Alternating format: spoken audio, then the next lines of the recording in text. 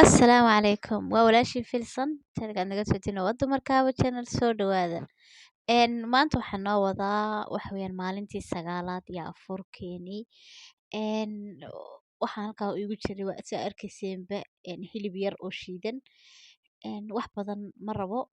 Ma saas darteed baan aan lagu samaysto wax yar. Meeshaas kale waxaan isku soo shiiday waxa weeyaan basal iyo kaaro iyo qaj xabad yar oo qajiya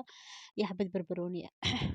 Intaas baan dabka isku saaray xoogaa waan walaaqay markaas dhex galeen baan ka yara daboolka saaran ka tegay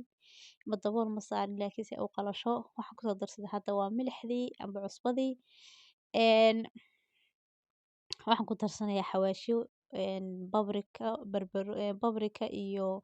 xawaash dhuudhuub iyo maxay ahayday iyo kaari intaas baan ku darsaday xawaash kaari meeshaas markaa waxaan soo diyaarsanay waxay ahayd saambuse khudaartiisii saambusena dee qof walba iska garanaya koley saa loo xashto iyo maxay ahayday inta la diirdiirinayo waxaas dhan lasoo diyaarinayo saa darteed idinma tusin waqtiga waxaan ku uri ka gaargaarsii keligeena waan ahaa maanta waxaan isdhahaa reerka iska casuumad yar u samee casuumada lama dhihi kare iska jimcay ahayd alxamdulillaah ilaahay caafimaad ha nagu gaarsiiyo inta dhiman durba beritoole wallaahi 10 Ramadaan weeyaan maanta 9 bay ahayd markaa saambuse anigaa soo dhammaystiray soo laalaabay isaga dhan meeshaas waxaan ku haystaa bur yar oo fidsaday baashaasna hala yaabin oo iga jabtay astaghfirullah tiyar baan haystaayo taayar baa igaga ciyaarto iga jabisay faarta la iga joojiyo waxaan samaysanaa markaa burkii yaraa oo maxay ahayday saas la iskugu laabayay khudaarta dhexda laga gelinayay kaas baan samaysanaynaa markaa xagga dambe u arkaysa suu uga soo kuusan yahay isaga dhan ma ogi wuxuu xagga dambe ka doonayo meeshan buu igu adkaaday inuu kasoo baxo ileen burkii oo yara jilicsan baanan daqiiq marinin markaa hadda waa anigaa soo dhammaystiray meeshaas waxaan ku haystay waxaa weeye waa xabad beed ah ayaan dusha ka marinaya amba ukun qofas u yaqaano xabadda beedka waxay naga caawinaysaa inuu si qurux badan u casaado oo qurux kusoo baxo casaankiisa dusha midda kale waxayna noo qabanaysaa qoyaan buu sameynaysaa markaa waxay noo qabanaysaa xabasowdada aan rabno inaan dusha kaga darno haddaanan qoyaankaa ku sameynin beedkaas ma qabanayso way ka daadanaysaa xabasowdada markaa igu qaata anigoo hurdaya soo sii seexanaya ayaan codeynayay fiidiyowga meesha waxaan ku haystay waa caano waxaan ku darsaday xabad beed ah in yar oo kaloo beed oo markii kii aan dusha ka marmarinayay iiga hadhayn waan ku daray maxayba u khasaaraysaa waxaas baan ku darayaa looga baahan yahay waxaan ku darsanayaa milix yar iyo filfil amba cusbo qofas u yaqaano intaas baan isku walaaqayaa waxaan u malaynayaa kan inuu maalin hore idiin soo geliyay isaan u sameynayo bas maadaama uu sameynayo waxaan siri fiidiyowga iskaga dhex daar dad aanan arkin kii hore haddii jiraan si ay warkaan uga faa'iidaystaan maanta waxaan ku sameeyey waa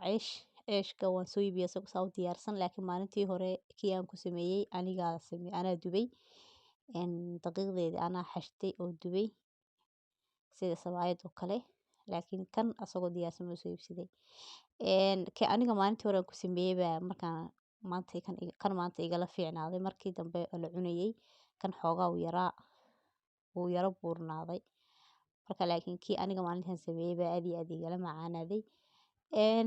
wax kastaba tijaabi weeyaan dhinac kastaba ka tijaabi si kii fiican hadhow toole ugu qaadatid xaafadda way ka heleen oo maalintii hore aad iyo aad looga helay maantana waa nagu celiyey waa la jeclaaday marka waa arkaysiinba waxyaabo in dheeraadaba hareeraha kala socota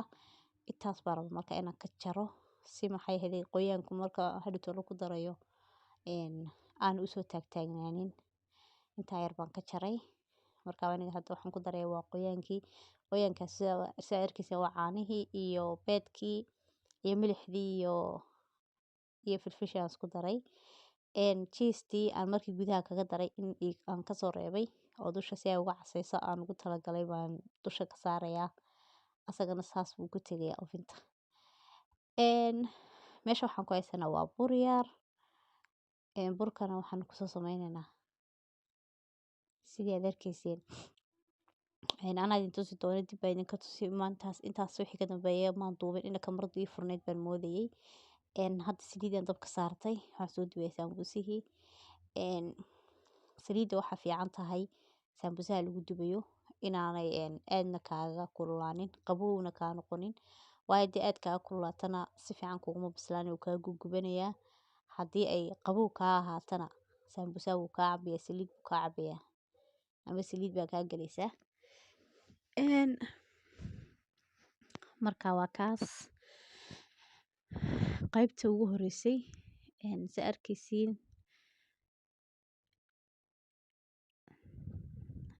ma garateen asxaabe.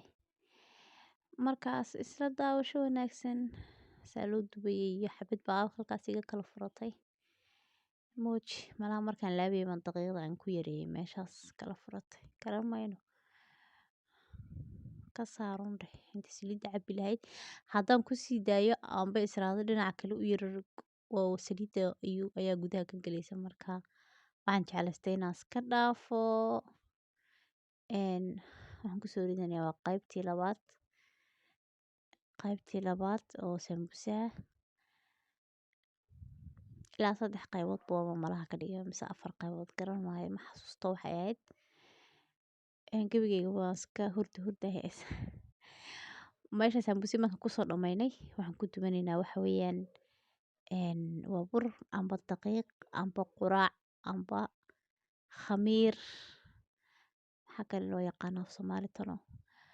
intaasoo kelmadooda aan ku sheegayba Soomaalida u taqaana in aanan garanayn